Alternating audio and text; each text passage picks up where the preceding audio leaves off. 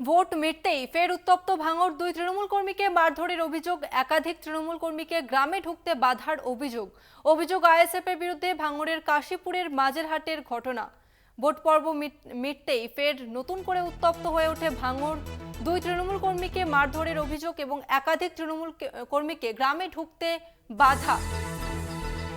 ফের উত্তপ্ত ভাঙড়, দুই তৃণমূল কর্মীকে মারধরের অভিযোগ, একাধিক তৃণমূল কর্মীকে গ্রামে ঢুকতে বাধার অভিযোগ উঠছে আইএসএফ এর কর্মীদের বিরুদ্ধে। ভাঙড়ের কাশীপুরের মাঝেরহাটের ঘটনা। ভোট পর্ব মিটতেই নতুন করে উত্তপ্ত ভাঙড়।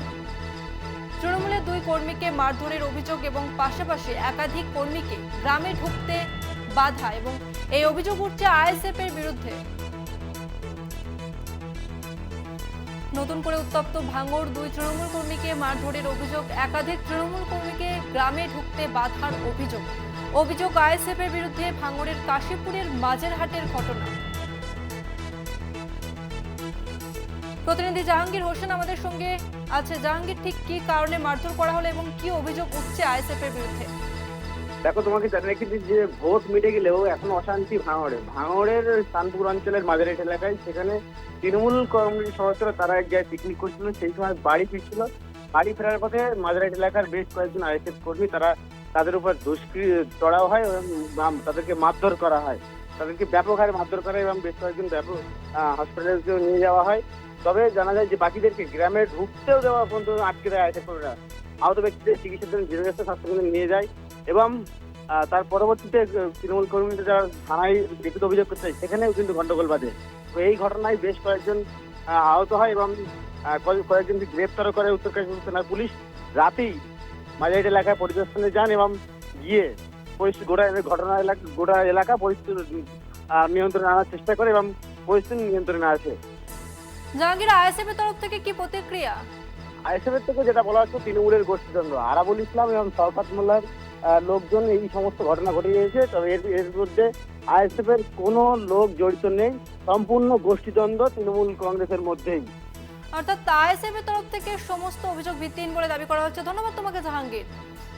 আপনাদের আরো একবার জানিয়ে রাখবো, ভোট পর্ব মিটতেই ফের উত্তপ্ত ভাঙড়, দুই তৃণমূল কর্মীকে মারধরের অভিযোগ, একাধিক তৃণমূল কর্মীকে গ্রামে ঢুকতে বাধার অভিযোগ উঠছে আইএসএফ এর বিরুদ্ধে। ভাঙড়ের কাশীপুরের মাঝেরহাটের ঘটনা। ইতিমধ্যেই বেশ কিছু কর্মী সমর্থককে গ্রেপ্তার করেছে পুলিশ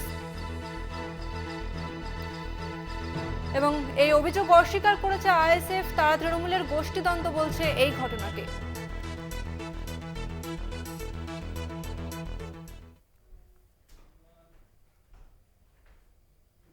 অন্যদিকে নিউ টাউনে তৃণমূলের গোষ্ঠীদ্বন্দ্ব। তৃণমূল পার্টি অফিসের সামনেই তৃণমূল কর্মীকে মারধরের অভিযোগ তৃণমূলের অপর এক গোষ্ঠীর বিরুদ্ধে।